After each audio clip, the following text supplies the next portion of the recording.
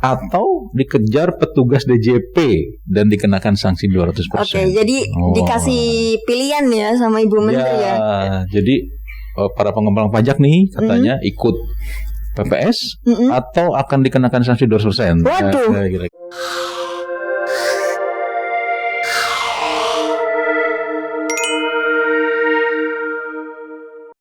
Oke Mbak, kita lanjut ya. Ini tadi saya minum enak banget nih pakai. Apa itu Pak?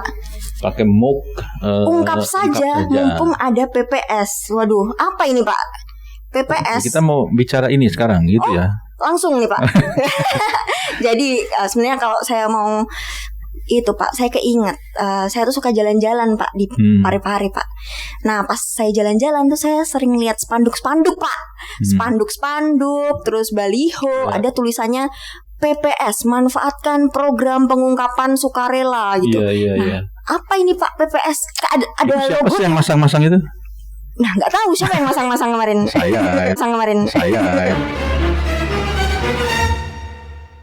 Pak Yusan.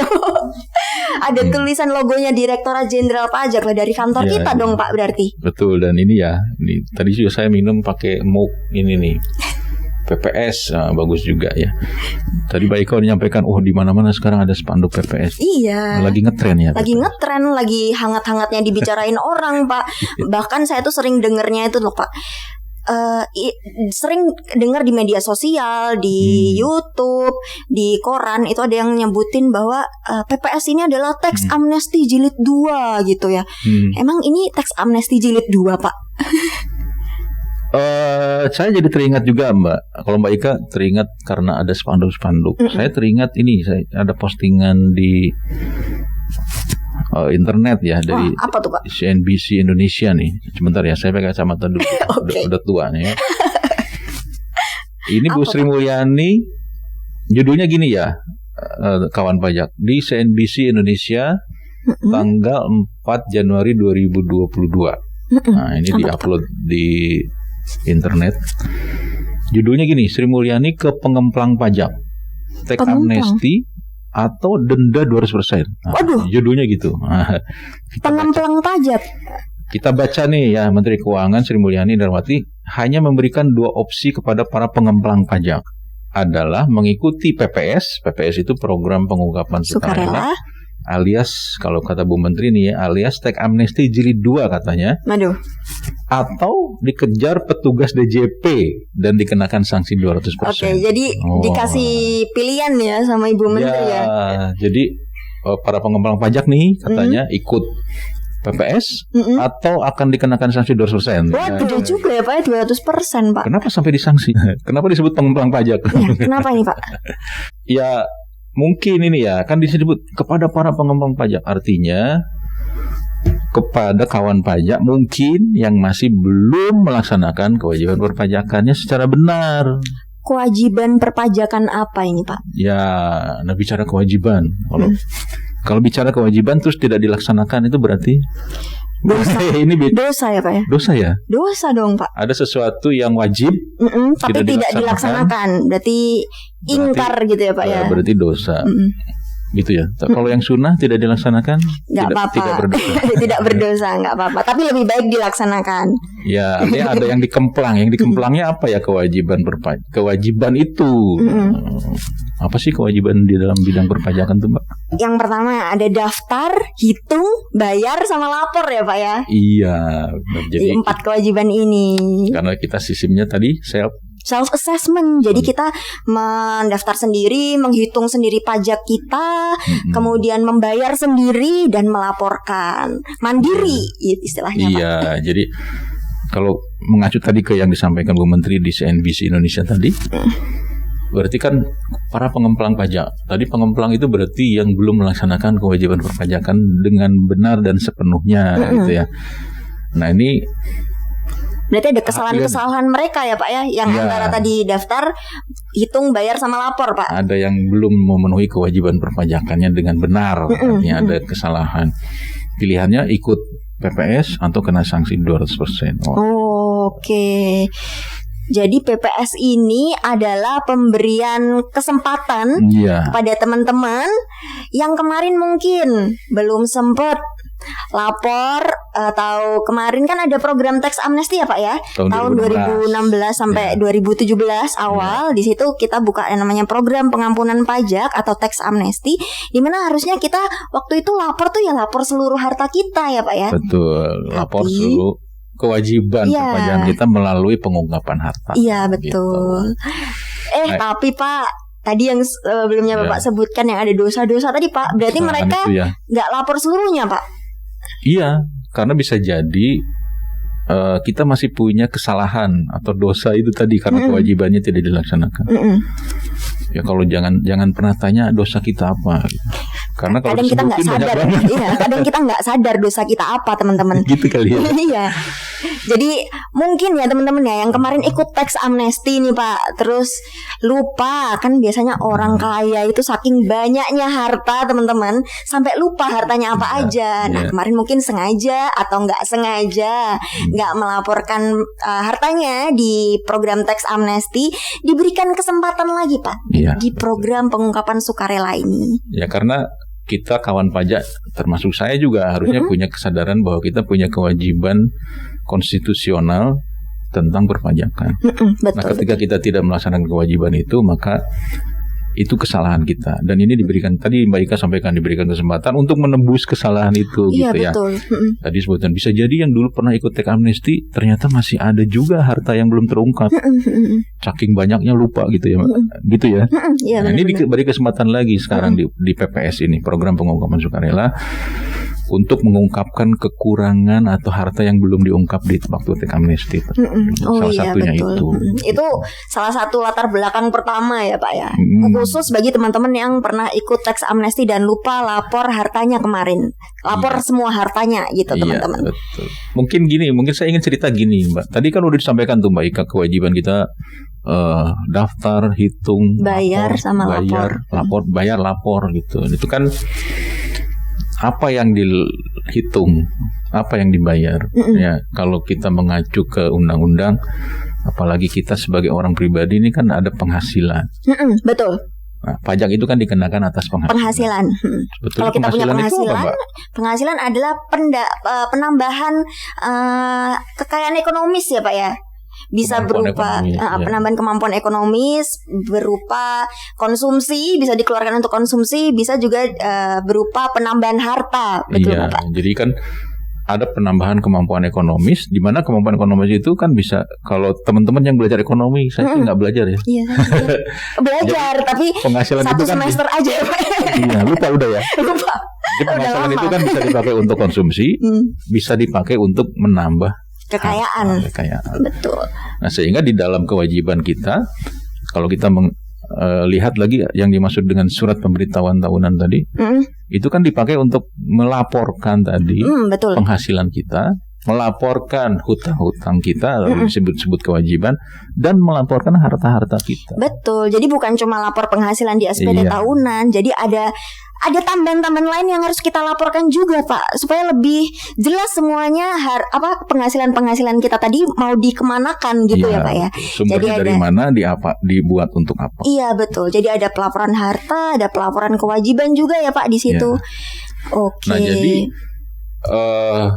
harus tercermin di dalam SPT itu harta yang kita dapat itu dari penghasilan yang mana. Betul. Jadi kalau tadi dibilang pengemplang itu adalah punya kesalahan, salah satunya bisa jadi tidak melaporkan penghasilan secara sebenar-benarnya, betul. Sehingga kalau tidak melaporkan penghasilan berarti ada harta yang juga tidak dilaporkan. Iya. Kira-kira gitu ya.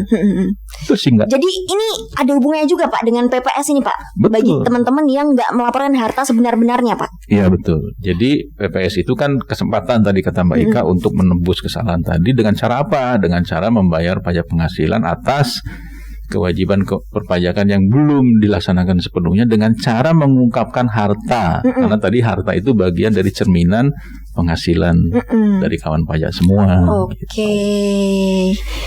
Oke Pak, ada latar belakang lain nggak Pak selain itu Pak? Mungkin yang kita punya data dulu lagi. Kalau kawan pajak yang dulu pernah ikut amnesti kan itu kondisinya berbeda dengan sekarang. Kalau dulu bisa jadi pemerintah dalam hal ini Direktorat Jenderal Pajak belum mendapat banyak informasi data. Jadi waktu itu diberikan kesempatan untuk mengungkapkan harta dengan kondisi pemerintah dalam hal ini Direktorat Jenderal Pajak punya banyak data tentang ya. pajak. Nah, sekarang kita punya banyak data ya Pak ya. Betul. Kalau sekarang kan kondisinya berbeda Mbak. Sudah ada namanya AEOI. Apa tuh Mbak? Automatic Exchange of Information. Iya, jadi kita secara otomatis mendapatkan pertukaran data dengan otoritas pajak lain di negara lain ini. Ya, jadi sehingga harta-harta atau penghasilan atau simpanan-simpanan kawan pajak yang ada di luar negeri otomatis masuk ke data kita gitu ya. Oke, ada juga sumber data dari ILAP Pak. Kita dapat sumber data dari ILAP kan Pak. Jadi mungkin ada yang bertanya ILAP apaan sih gitu. ILAP apaan Pak? Jadi ILAP itu instansi pemerintah, lembaga, asosiasi dan pihak lain yang memang secara ketentuan dalam undang-undang wajib menyampaikan data kepada Direktorat Jenderal Pajak. Sehingga data itu semakin banyak. Nah, artinya kalau dikaitkan dengan para yang punya kesalahan itu, kemungkinan kesalahan itu untuk ketahuan jadi makin besar. Makin besar. Begitu ya, Mbak? Iya, betul dong, Pak. Jadi kita sebenarnya punya banyak data, triliunan data, teman-teman. Nah, ternyata mungkin ada teman-teman yang tadi belum sempat lapor harta semuanya di SPT tahunannya mungkin ya. Nah, atau belum sempat lapor di SPH-nya dulu waktu TA, itu sebenarnya kita bisa lihat data-datanya ya, Pak ya. Bisa. Kemungkinan bisa untuk ketahuan itu besar. Terus betul. kalau ketahuan emang kenapa, Mbak? Waduh, ya ada konsekuensinya, Pak. Karena bicara satu program kesempatan, apapun aturan ya, Pak ya. Ya, tentu bicara keuntungan dan bicara konsekuensi. Iya, harus win-win. Jadi ada manfaatnya, tapi juga ada konsekuensinya, teman-teman. Ketika tidak memanfaatkan atau ya tadi punya kesalahan, sudah diberikan kesempatan untuk menebus kesalahan itu, tidak memanfaatkan juga. Nah, tentu di dalam aturan itu ada konsekuensinya. Iya, betul Pak. Memang keuntungannya apa sih, Mbak? Nah, itu Pak. Manfaat dari kita ikut program PPS ini apa? Kan sebenarnya saya nih jujur Pak, kemarin itu ada sepeda yang belum saya, sepeda ontel sih Pak, sepeda ontel yang belum saya laporkan di SPT tahunan 2019 saya Pak gitu ya. Saya pengennya sih ikut ini nih Pak, ikut ini. Nah, cara ikutnya gimana? Atau kita ngomongin apa ya tadi guys? Manfaatnya apa? Iya, manfaatnya apa gitu ya? Untungnya saya ikut program ini tuh apa gitu Pak? Iya. Tentu yang pertama, kalau kita nanti kita bicara lebih jauh ya Mbak tentang tarifnya. Tentu ya keuntungan yang pertama kan sebetulnya kita itu sebetulnya di Undang-Undang Ketentuan Umum Perpajakan kita tuh kan sebetulnya sudah kawan pajak nih sudah diberikan kesempatan untuk melakukan pembetulan atas SPT tahunannya, ya kan? Pasal berapa tuh saya lupa ya, pokoknya ada pasal 8 ya mungkin. Nah, di situ kan diberikan kesempatan untuk melakukan pembetulan ketika tadi ada harta yang belum dilaporkan atau ada penghasilan yang belum dilaporkan. Nah, ketika melakukan pembetulan dengan sukarela itu kan nanti dihitungnya dengan tarif normal. Betul. Ya kan? Dengan tarif normal dan ada sanksi karena ada keterlambatan pembayaran dan sebagainya. Betul. Nah, dengan adanya program PPS ini, di dalam program PPS ini itu tarifnya lebih rendah dibanding dengan tarif normalnya gitu. Jadi kalau kita mau ikut PPS, tarifnya itu lebih rendah dibanding kalau kita nggak ikut PPS, teman-teman. Gitu ya, Pak. Nah, terus kan yang saya tahu juga ya bahwa kalau ada kawan pajak yang ikut PPS ini, ya salah satunya adalah untuk tahun pajak 2016 sampai 2020 itu tidak akan dikeluarkan ketetapan pajak. Waduh, ini lumayan banget nih Pak. Jadi kalau misalnya saya ikut PPS, DJP tidak akan menerbitkan ketetapan pajak untuk tahun pajak 2016 sampai 2020.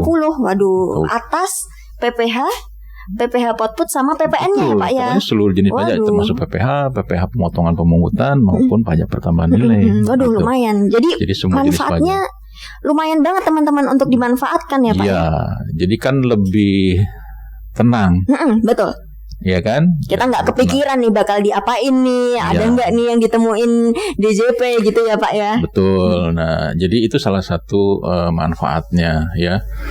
Yang berikutnya tentu yang tujuan yang paling mulia nih, manfaatnya adalah berarti kita sudah berkontribusi lebih ya terhadap negara ini, karena yang ikut PPS itu nanti akan membayar pajak penghasilan final. Nah, pajak penghasilan final ini kan menjadi sumber penerimaan negara yang bisa dipakai untuk banyak hal di negara ini gitu. Jadi ada tujuan yang lebih mulia dan keuntungannya itu. Jadi kita bisa berkontribusi lebih bagi negara dan otomatis mudah-mudahan akan lebih berkah nanti usahanya tuh Mbak, usahanya akan lebih berkah gitu ya. Iya pasti. Ya. Dan membantu pemulihan ekonomi kita juga tadi ya Pak ya. Jadi sangat mulia ketika kita punya niat untuk ikut PPS ya, karena ada pajak penghasilan yang dibayarkan oleh kita dan itu menjadi sumber penerimaan negara yang bisa dipakai untuk segala hal. Oke, siap. Betul sih teman-teman ya. Jadi memang manfaat PPS ini yang kalau misalnya ikut PPS pertama tidak akan diterbitkan surat ketetapan pajak gitu. Kemudian tadi kita udah bahas yang pasal 18 belum sih Pak? Belum. Karena mungkin harus kita bicara ini dulu sih Mbak. Sebetulnya harta yang mana sih? Oh iya, harta yang mana yang dipakai di kebijakan di PPS ini ya Pak ya? Tadi bahwa caranya dengan mengungkapkan harta. Nah itu harta yang mana kan gitu. Nah ini karena kaitannya nanti di PPS itu ada 2 kebijakan. Nah ini kaitannya dengan kepemilikan harta tadi.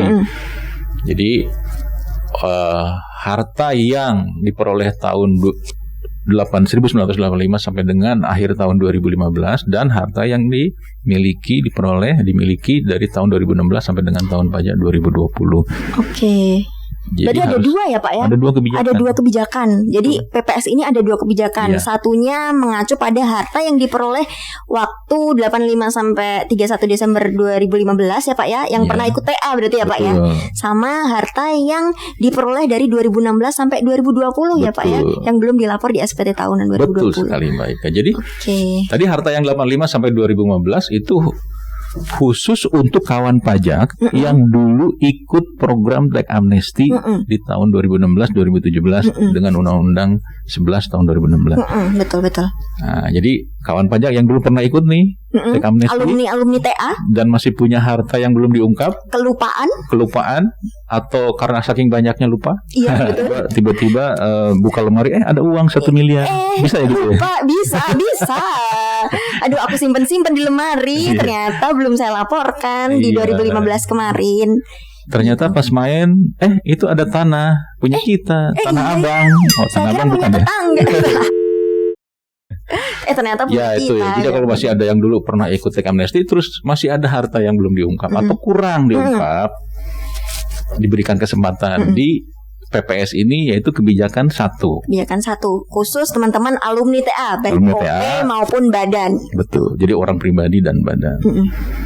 Itu terkait harta yang tadi 1985 sampai 2015.